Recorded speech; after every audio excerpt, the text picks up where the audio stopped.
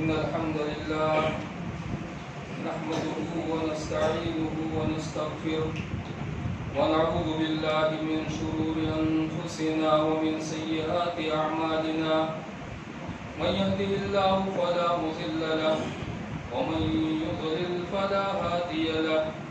وأشهد أن لا إله إلا الله وحده لا شريك له وأشهد أن محمدا عبده ورسوله يا أيها الذين آمنوا اتقوا الله حق تقاته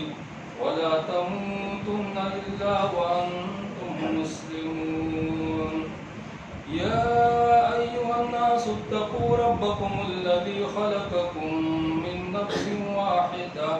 وخلق منها زوجها وبث منهما رجالا كثيرا ونساء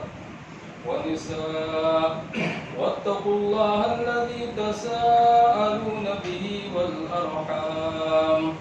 إن الله كان عليكم رقيبا يا أيها الذين آمنوا اتقوا الله وقولوا قولا سديدا يصلح لكم أعمالكم ويغفر لكم ذنوبكم ومن يطع الله ورسوله فقد فاز فوزا عظيما أما بعد فإن خير الحديث كتاب الله وخير الهدي هدي محمد صلى الله عليه وسلم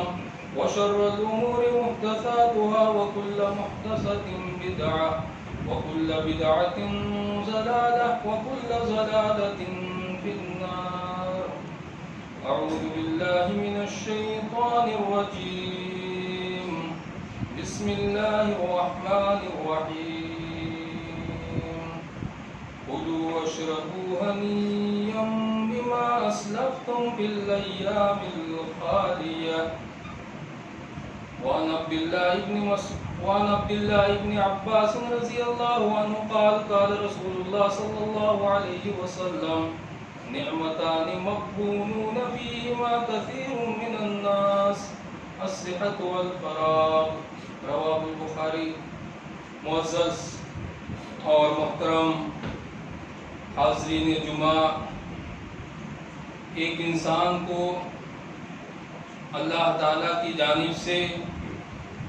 بے شمار گوناگوں جو نعمتیں میسر ہیں، ان نعمتوں میں سے ایک بڑی اور اہم نعمت وقت کی نعمت ہے. یہ اللہ تعالیٰ کی ایک ایسی نعمت ہے جو ہر فرد بشر کو بلا تفریق حاصل ہے، اور اس تعلق سے نظام الہی ہے کہ جو شخص اپنے وقت کی قدر کرتا ہے،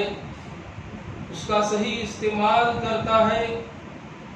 اس کی اہمیت کو جانتا ہے، وقت بھی اس کی قدر کرتا ہے. لیکن جو شخص وقت کی ناقدری کرتا ہے، اسے ضائع و برباد کر دیتا ہے، وقت بھی اسے طاق نسیان پر رکھ دیتا. مذہب اسلام جو ہماری دنیاوی و اخروی دونوں جہان کی سعادت، کامیابی اور کامرانی کا ضامن ہے، اس نے اپنے متبعین اور پیروکاروں کے لیے مختلف انداز اور اسلوب میں وقت کی اہمیت کو اجاگر فرمایا ہے. چنانچہ قرآن کریم میں اللہ تعالیٰ نے سورۃ العصر، سورہ فجر، سورہ ضحیٰ، سورۃ اللیل وغیرہ سورتیں نازل فرما کر وقت یا اس کے اجزاء کی اہمیت کو اجاگر کیا، بلکہ ان کی قسم تک بھی کھائی، جس سے ان چیزوں کی اہمیت اور بھی زیادہ اجاگر ہو جاتی ہے. کیونکہ رب العالمین کسی معمولی اور غیر اہم چیز پر قسم نہیں کھاتا، غیر معمولی اور غیر اہم چیز کی قسم نہیں کھاتا. جس کی قسم اللہ تعالیٰ کھاتا ہے وہ اپنے اندر بہت ہی اہم پیغام اور معنویت رکھتی ہے. اسی طریقے سے اسلام نے اپنے پیروکاروں کے لیے وقت کی تنظیم کرنے کے واسطے بھی کچھ اصول اور ضابطے پیش کیے جو ایک مسلمان کی زندگی میں ہمیشہ پیش آتے رہتے ہیں، اور اپنے اندر اللہ کی توحید اور اس کی عبادت کا پیغام دینے کے ساتھ ساتھ یہ پیغام بھی دیتے ہیں کہ ایک مسلمان کو اپنی زندگی اور زندگی کے جو مراحل اور اس کے جو اوقات ہیں اس کو ایک مرتب اور منظم انداز میں گزارنا چاہیے، اپنی زندگی کو لایعنی اور بے مقصد چیزوں میں صرف نہیں کرنا چاہیے۔ آپ ارکان اسلام کے ذریعے سے وقت کی تنظیم اور ترتیب کا اندازہ لگائیں۔ یہ نماز ہے، صلاۃ اور نماز اسلام کے بنیادی ارکان میں سے ایک اہم رکن۔ اللہ تعالیٰ نے ہمارے اوپر 5 وقت کی نمازیں فرض قرار دیا، لیکن ہم کو اختیار نہیں دیا کہ اپنی مرضی کے مطابق جب چاہے اس کو ادا کر لے، بلکہ ہر نماز کے اوقات کو متعین کر دیا گیا۔ انہی اوقات میں ہمیں اس صلاۃ کو، نماز کو ادا کرنا ہے، دوسرے وقت میں اپنی مرضی کے مطابق ادا نہیں کر سکتے۔ ان الصلاۃ کانت علی المؤمنین کتابا موقوتا، بے شک صلاۃ مومنین پر وقت مقرر کے ساتھ فرض قرار دی گئی، فرض کی گئی ہے۔ ظہر کا وقت ہے، عصر کا وقت ہے، مغرب اور عشاء کا وقت، بلکہ فجر کا وقت بھی۔ یہ پورا وقت ایک متعین ہے، اور اس کا اول وقت اور آخر وقت کی بھی تعین کر دی گئی۔ کس اوقات میں آپ ادا کریں گے زیادہ اجر اور ثواب کے مستحق ہوں گے، اس کی بھی ہمیں رہنمائی فرما دی گئی۔ اسلام کے ارکان میں سے ایک رکن روزہ ہے۔ سال میں 1 مہینے کا روزہ فرض کیا گیا، اس کا بھی ایک طریقہ ہمارے سامنے متعین کر دیا گیا کہ روزہ کب سے رکھیں گے، کب تک رکھیں گے۔ جس طرح دوسری چیزوں سے رکنے کا نام روزہ ہے، اسی طریقے سے کس وقت سے روزے کا آغاز ہوگا، کب ختم ہوگا، ڈیلی روزانہ کا بھی ایک وقت متعین ہے اور سال کا 1 مہینہ متعین ہے۔ اللہ تعالیٰ نے شہر رمضان الذی انزل فیہ القرآن ھدی للناس وبینات من الہدی والفرقان، رمضان کی فرضیت، ماہ رمضان کے روزے کی فرضیت قرار دینے کے بعد فرمایا فمن شہد منکم الشہر فلیصم، جو شخص اس مہینے میں حاضر ہو جائے، اس مہینے کو پالے، اس کا روزہ رکھے۔ اسی طریقے سے اسلام کا ایک رکن زکوٰۃ ہے۔ زکوٰۃ کے لیے مختلف شرائط ہیں، نصاب کا ہونا، ملکیت کا ہونا، اسی کے ساتھ ساتھ حولان حول، 1 سال کا گزرنا بھی زکوٰۃ کی ادائیگی کے لیے شرط ہے۔ اگرچہ پہلے ادا کر دے تو ہو جائے، لیکن ایک اسلام میں اس کو بھی رکھا گیا ہے کہ ایک وقت کی تعین، نصاب کی تعین، مال کی تعین، مال کی جنسیت کی تعین، اس کے ساتھ ساتھ 1 سال گزرنے کو بھی زکوٰۃ کی ادائیگی کے لیے متعین کیا گیا کہ اس کے بعد زکوٰۃ ادا کی جائے۔ اسلام کے ارکان میں سے حج ادا کرتے ہیں۔ اللہ تعالیٰ نے اسے جو صاحب استطاعت ہے سال میں، زندگی میں 1 مرتبہ فرض قرار دیا، لیکن حج کے لیے، اس کے مناسک کی ادائیگی کے لیے ایک وقت متعین کر دیا گیا۔ کن مہینوں میں آپ حج کا احرام باندھیں گے اس کی بھی تعین کر دی گئی۔ الحج اشہر معلومات، حج کے متعین معلوم مہینے ہیں، انہی مہینوں میں احرام حج باندھا جائے گا۔ سال کے جب مہینے ہیں 12 مہینے، ان میں سے آپ جب چاہے حج کا احرام نہیں باندھ سکتے، لیکن جو مخصوص مہینے ہیں انہی مہینوں میں حج کی نیت اور احرام باندھ سکتے ہیں۔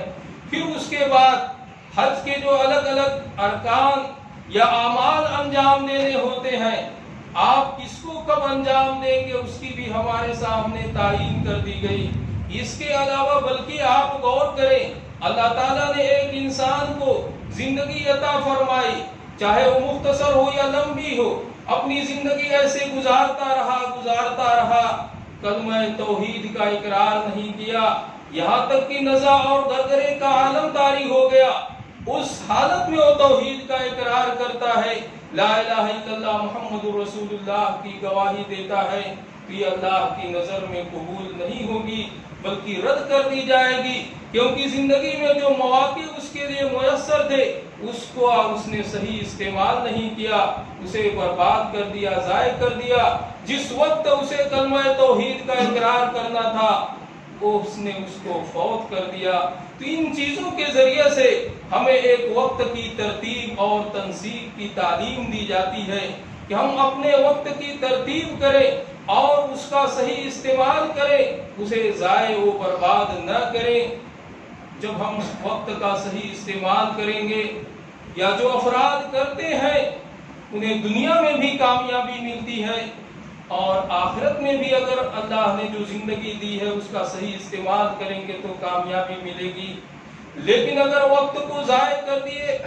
فضول اور لایعنی چیزوں میں اس کا استعمال کرتے رہے تو دنیا میں بھی ناکامی اور نامرادی کا سامنا کرنا پڑتا ہے اور آخرت میں بھی ایسا شخص محروم قرار دیا جائے گا۔ اگر اس زندگی کو صحیح چیزوں میں استعمال کریں گے، جنت میں داخل ہونے کے بعد اللہ تعالیٰ ارشاد فرمائے گا، کُلُوا وَاشْرَبُوا هَنِيًّا بِمَا أَسْلَفْتُمْ فِي الْأَيَّامِ الْخَالِيَةِ، آسودگی کے ساتھ مزے لے کر کھاؤ اور پیو، گزرے ہوئے ایام میں جن کاموں کو تم نے مقدم کیا اس بنیاد پر اگر ہم اپنی زندگی میں اچھے کام کریں گے، نیک کام انجام دیں گے، اللہ تعالیٰ اس کے عوض جنت میں داخل فرمائے گا، اور جنت میں داخل فرمانے کے بعد اس بات کا بھی حوالہ دیا جائے گا کہ اپنی گزری ہوئی زندگی میں جو تم نے اچھے کام کیے ہیں اس کے عوض اور بدلے میں آج تمہیں جنت ملی ہے، اور جنت میں مزے لے کر کھاتے پیتے رہو، اپنی زندگی بسر کرتے رہو۔ لیکن اگر زندگی کا مقصد فوت کر دیا گیا تو آخرت میں جانے کے بعد انسان کو ناکامی اور نامرادی کا سامنا کرنا پڑے گا۔ سورہ فاطر میں اللہ تعالیٰ نے بیان فرمایا کہ جہنمی کو جب جہنم میں داخل کر دیا جائے گا، وَهُمْ يَسْتَرِخُونَ فِيهَا، اس کے اندر وہ چیخیں گے، چلائیں گے، اللہ سے فریاد کریں گے، ربنا اخرجنا نعمل صالحا غیر الذی کنا نعمل، اے ہمارے پروردگار اس جہنم سے نکال دے، ہم جو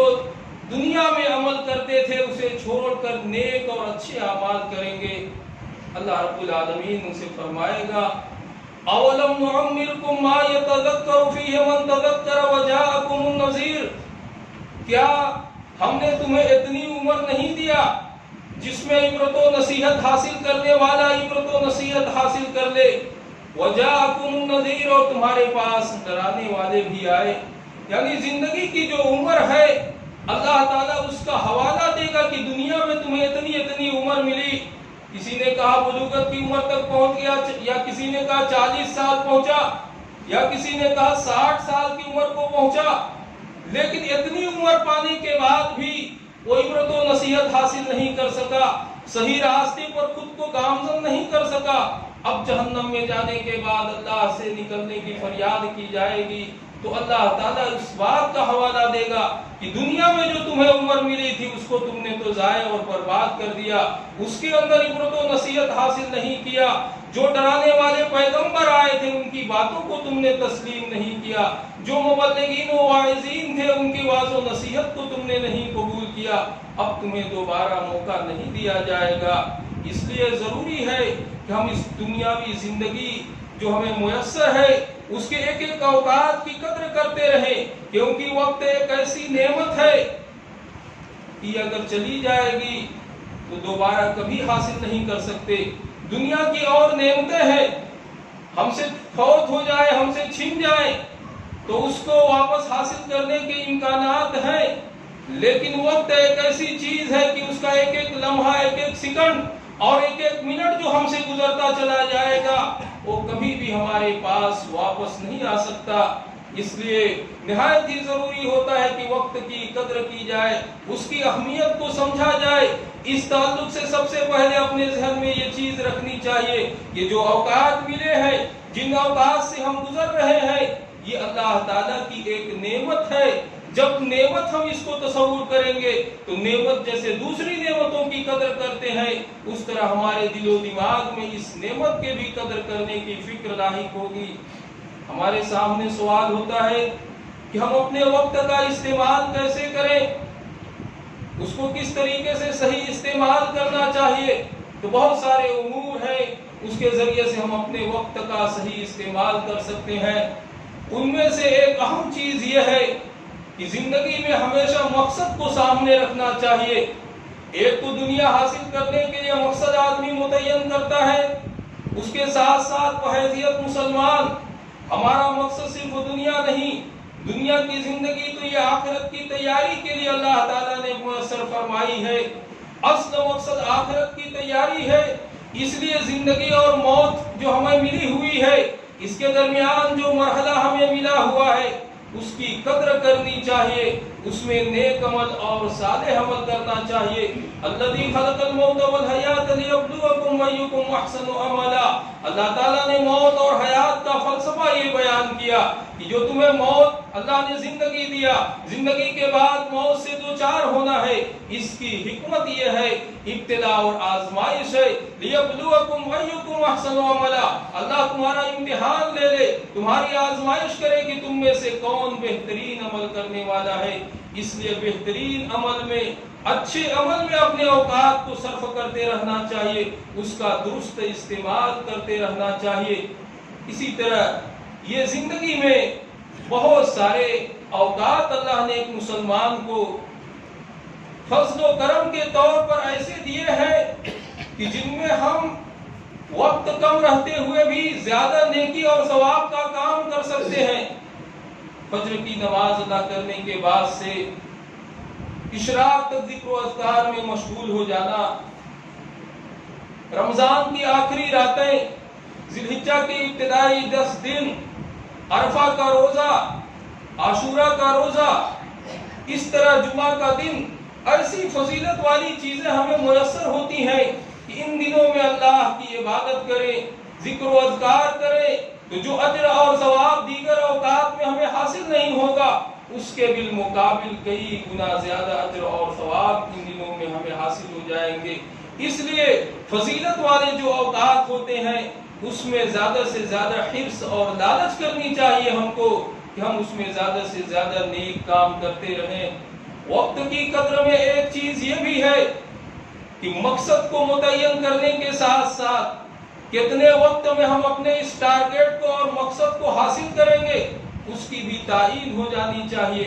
انسان کا نفس ہے، اگر آپ نے ایک کام کرنے کے لیے 1 ہفتہ متعین کر لیا تو ہو سکتا ہے کہ وہ 1 ہفتے میں متعین کریں، لیکن اگر عزم کیا، ارادہ کیا کہ اسی کام کو میں 5 روز کے اندر پورا کروں گا تو ممکن ہے کہ اس کے عزم و حوصلے اور اللہ کی توفیق سے 5 دن کے اندر ہی اس کام کو آدمی مکمل کر سکتا ہے۔ تو یہ وقت کے متعلق چند چیزیں تھیں۔ اللہ کے نبی صلی اللہ علیہ وسلم نے بھی ہمیں وقت کی قدر کرنے کی تاکید فرمائی۔ بڑی مشہور و معروف حدیث آپ نے بارہا سنا ہوگا کہ اللہ کے نبی صلی اللہ علیہ وسلم نے فرمایا 5 چیزوں کو 5 چیزوں سے پہلے غنیمت سمجھو، یعنی اس سے فائدہ اٹھا لو۔ اس میں زندگی کو، پوری زندگی کو موت سے پہلے غنیمت سمجھنے کی تاکید نبی صلی اللہ علیہ وسلم نے کی۔ اور زندگی میں جو مختلف مراحل آتے ہیں، جوانی، خوشحالی، مالداری، یہ ساری چیزوں کو اللہ کے نبی صلی اللہ علیہ وسلم نے غنیمت سمجھنے کی تاکید کی، اور خاص کر کے فرصت کے اوقات کو مشغولیت کے اوقات سے پہلے غنیمت سمجھنے کا حکم دیا۔ لیکن اکثر و بیشتر لوگ اس کی قدر نہیں کرتے، اسے ضائع کر دیتے ہیں، اور اس تعلق سے خود اللہ کے نبی صلی اللہ علیہ وسلم نے یہ بات فرمائی تھی، نعمتان مغبونون فیہما کثیر من الناس، اللہ کی 2 عظیم نعمتیں ہیں، لیکن ان 2 نعمتوں کے تعلق سے اکثر لوگ دھوکے کا شکار ہو جاتے ہیں، یعنی ان 2 نعمتوں کی قدر نہیں کرتے۔ ایک تو صحت ہے اور دوسری فراغت کے وقت ہیں۔ یہ 2 نعمتیں ایسی ہیں کہ ان دونوں کی بہت زیادہ قدر کرنی چاہیے۔ یہ خبر صرف اللہ کے نبی صلی اللہ علیہ وسلم نے نہیں دیا کہ لوگ اس میں دھوکہ کھا جاتے ہیں، بلکہ اس کے ذریعے سے تنبیہ فرمائی کہ ایک مسلمان کو ان 2 نعمتوں کی قدر کرنی چاہیے، اس کا صحیح استعمال کرنا چاہیے۔ اگر ہمیں صحت ملی ہے اور فرصت کے اوقات ملے ہیں تو اس کا درست استعمال کرنا چاہیے، کیونکہ زندگی میں بسا اوقات ایسا ہوتا ہے کہ آدمی فارغ رہتا ہے، فرصت کے اوقات میں رہتا ہے، لیکن صحت اس کا ساتھ نہیں دیتی، اور کبھی صحت مند رہتا ہے تو بسا اوقات اس کو فرصت نہیں ملتی، زندگی کی دوسری مشغولیات اس کو درپیش رہتی ہیں۔ آپ دیکھیے یہی وقت تھا موجودہ بیماری کی وجہ سے جو معاش کے سلسلے بند کیے گئے، دوڑتی پھرتی زندگی کو روک دیا گیا، اس میں کچھ لوگوں نے اپنے وقت کا درست استعمال کیا، بہترین کام انجام دیے۔ اسی بستی یا اس بستی سے متصل خوشکن خبریں آئیں کہ کوئی اتنے روز میں حافظ بن گئے، محدود دنوں میں حافظ بن گئے۔ تو یہ چیزیں ہوتی ہیں کہ اس کے صحیح استعمال کیا جائے، اور کتنے ایسے ہمارے درمیان لوگ ہوں گے کہ اس کا صحیح استعمال نہیں کیے ہوں گے، بلکہ اس پر تبصرے، تجزیے اور اس کے متعلق خبریں پڑھنے، نشر کرنے، سننے سنانے ہی میں اپنے اوقات کو صرف کر دیے ہوں گے۔ تو بڑے ہی خوش نصیب ہوتے ہیں وہ لوگ جو زندگی میں فرصت کے اوقات مل جاتے ہیں، اس کو غنیمت سمجھتے ہیں، اس کا صحیح استعمال کرتے ہیں اور اس سے فائدہ حاصل کرنے کی کوشش کرتے ہیں۔ بہت سارے اذکار ہوتے ہیں، ہم تھوڑی سی بھی فرصت ہمیں مل جائے، ذرا سا بھی وقت مل جائے تو ان اذکار کو اپنی زبان سے کریں، عظیم اجر و ثواب کے مستحق ہو جائیں گے۔ سبحان اللہ العظیم و بحمدہ کے کلمات ادا کریں، سبحان اللہ والحمدللہ ولا الہ الا اللہ واللہ اکبر کرتے رہیں، استغفار کے کلمات کا ورد کرتے رہیں، اللہ کے نبی صلی اللہ علیہ وسلم پر درود بھیجتے رہیں، اللہ کی کبریائی، اس کی تسبیح اور تقدیس کو بیان کرتے رہیں۔ یہ جیسے ہی موقع ملے، ہم کسی کام کے مشغول ہیں، اس کے درمیان بھی فرصت مل جائے تو ان چیزوں میں اپنی زبان کا صحیح استعمال کرنا چاہیے، کیونکہ یہ ہمارے لیے اجر عظیم اور بہت ہی زیادہ ثواب کے باعث بنیں گے۔ اللہ رب العالمین سے دعا ہے کہ اللہ تو نے ہمارے اوپر جو نعمتیں فرمائی ہیں ان نعمتوں کو نعمت سمجھنے کی توفیق عطا فرما اور اس کی قدر کرنے کی توفیق بخش۔ ہماری اس دنیاوی زندگی کو امن و عافیت، ایمان اور عمل صالح سے بھر دے، اور جب تک اس دنیا کے اندر زندہ رکھ، ہم تمام کو مصیبتوں اور پریشانیوں سے محفوظ حالت میں زندہ رکھ، ہمارا خاتمہ ایمان بالخیر پر فرما، آمین۔ وآخر دعوانا الحمدللہ رب العالمین۔